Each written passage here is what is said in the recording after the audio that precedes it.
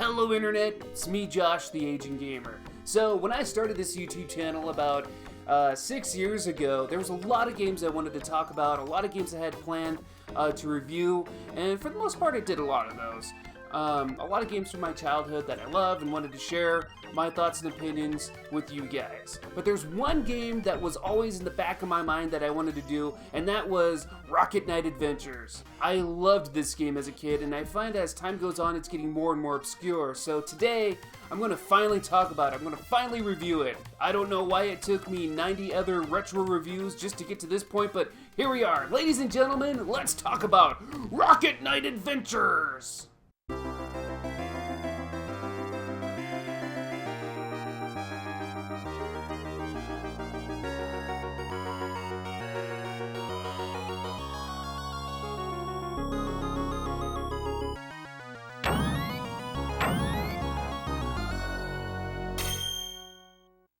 So what is Rocket Knight Adventures? Well, back in the 90s, Konami was one of the top third-party developers, up there with Squaresoft and Capcom, in the era where everything they touched turned to gold. Whenever I turn on this game, I'm reminded of how awesome Konami used to be, just by this little jingle. I just love that sound, it reminds me of the good old days. Let's do it again! Ooh, nice! Now let's go ahead and do some other nostalgic tunes. Sega! Presented by Data E. EA Sports. It's in the game. I just love it! So, anyway.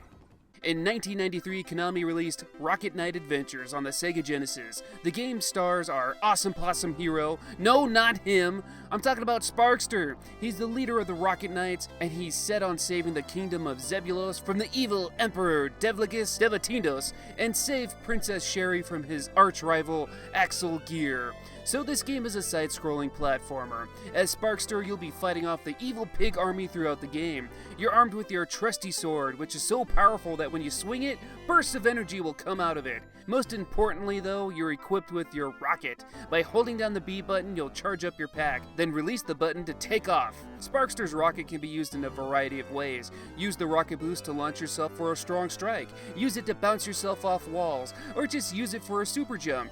Just be careful not to hold the rocket boost button down too long, or else it'll backfire. The rocket pack is pretty cool, and it really let Sparkster stand out at the time, which is saying something considering this came out when the whole animal mascots were a dime a dozen. So before I continue with this review, I gotta say, this game is pretty damn challenging. The level designs are great, the gameplay is fair, but the game is hard, which I suppose shouldn't be too surprising considering the game designer is Nobuya Nakazato, who also designed a few Contra games. So similar to Contra games, this title can be very difficult and frustrating, but the more you play it and you learn the levels, it gets easier over time. The levels themselves are done very well and are all very different from each other. And even though there's only 7 stages because of how cram-packed they are, it feels like there's a whole lot more. The first stage is the Kingdom of Zebulos. You'll be making your way into the kingdom, fighting off pigs and machinery, flying over water and fighting a dragon, and then eventually storming through the castle itself. Stage 2 is the mountain range. You'll deal with some tricky background, foreground sections, which even includes a boss, a short underwater area, and then a fast-paced minecart level. Stage 3, going underwater, deals with a lot of, you guessed it, water. I gotta applaud the development team for this water reflection gimmick though. You gotta look at the reflection of the rising and falling water to see where the platforms are at. There's another water section, a boss fight, and then another major boss fight after that. Stage 4 is the flying battleship, and you'll be fighting against the wind to move yourself to the front of the ship, then make your way onto the inside before eventually fighting this dancing robot.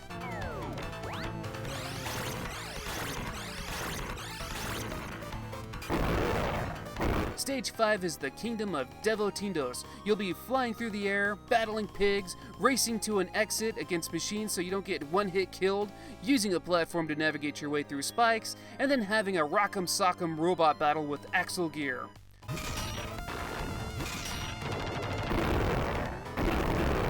Stage 6 is Deep Space. You'll be flying along in a level akin to Gradius with a ridiculous boss battle at the end. And the final level, you'll reach the Pig Star. Yeah, they really called the final boss's spaceship the Pig Star. You'll have an intense final battle with Axel Gear, and then you'll have that final showdown with Devlicus himself. After you defeat him and destroy his ship, you're still not done, as he'll even try to kill you as you attempt to land back on Earth. He's a madman! And just simply describing the levels here doesn't do them justice. These levels are intense and action-packed. Each level is so unique, and the gameplay gets switched up so often you're never going to feel bored while playing.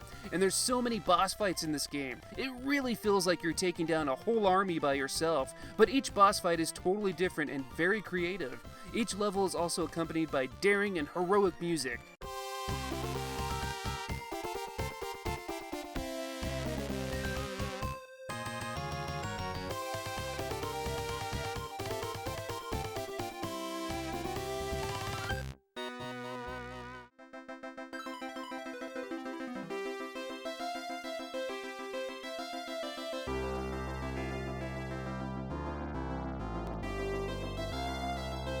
The tracks in this game are pretty dang good, and I love these graphics too. I know it's nothing too special to look at these days, but I just remember how bright and colorful this looked when I was a child. I think it still holds up, and I love the animations. Sparkster just has so many expressions. And I also love the stage screens before each level. It's so regal, and the many little cutscenes between level sections are pretty cute too. Something I always found kind of funny though is when you beat the end of a stage boss, the game freezes Sparkster in place. But most of the time it freezes on him, he just looks tired or stoned.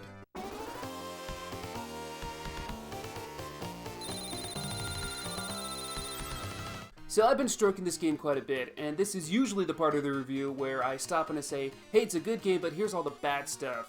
But here's the thing. When I do a review, I always give you guys my 100% honest opinion on the game. I look through the nostalgia and try to look at the game as is, so I can confidently say that I personally feel that this game has no flaws. And I know that's a bold statement to make, but it's the truth. And that's something I can only say about a handful of video games I've played in my entire life. The gameplay is tight and responsive. The level designs are done very well. There's lots of different gameplay mechanics, which is very appreciated. The game is great on both the eyes and the ears. And Sparkster himself is just so damn original. The only issue I could see people having with this game is its difficulty. I understand some people don't like super challenging games like this, or Contra, or Castlevania, or Ninja Gaiden, but I'm not going to hold that against the game. If you get a hold of the Japanese version of the game, not only does it include a different intro and title cards, but it's a little bit more forgiving as it'll give you more lives and continues. I just wish Konami would re-release this game already. It came out in 1993, and it has never been re-released since. Never, not in any kind of game collection pack, not on any of Nintendo's virtual consoles, nothing. It's sad because I feel more people should play this game. As for the legacy of the Rocket Knight Adventure series, it did have a few sequels. There was a direct sequel on the Genesis titled Sparkster Rocket Knight Adventures 2. There was also a game on the Super Nintendo called Sparkster, and despite having the same name, artwork, and release date, it's a totally different game than the Genesis one.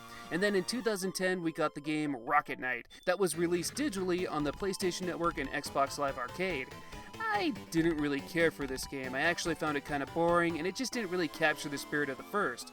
Rocket Knight Adventures is a one-of-a-kind game that really deserves more love from Konami. But considering the shape Konami is in today, I don't really expect anything concerning Sparkster ever again. If you can find a copy of this game or are able to play it through other means, it's very much worth your time. I mean, unless super difficult games aren't your thing. Be prepared because Rocket Knight Adventures will kick your ass. But these are just my opinions. What do you guys think? What do you think of Rocket Knight Adventures? You like the game? You hate the game? Let me know in the comments below. If you like this video, you can go ahead and hit the like button. If you want to subscribe so you don't miss out on future videos, that'd be cool too. I thank you guys for watching, and I will see you all on the next one.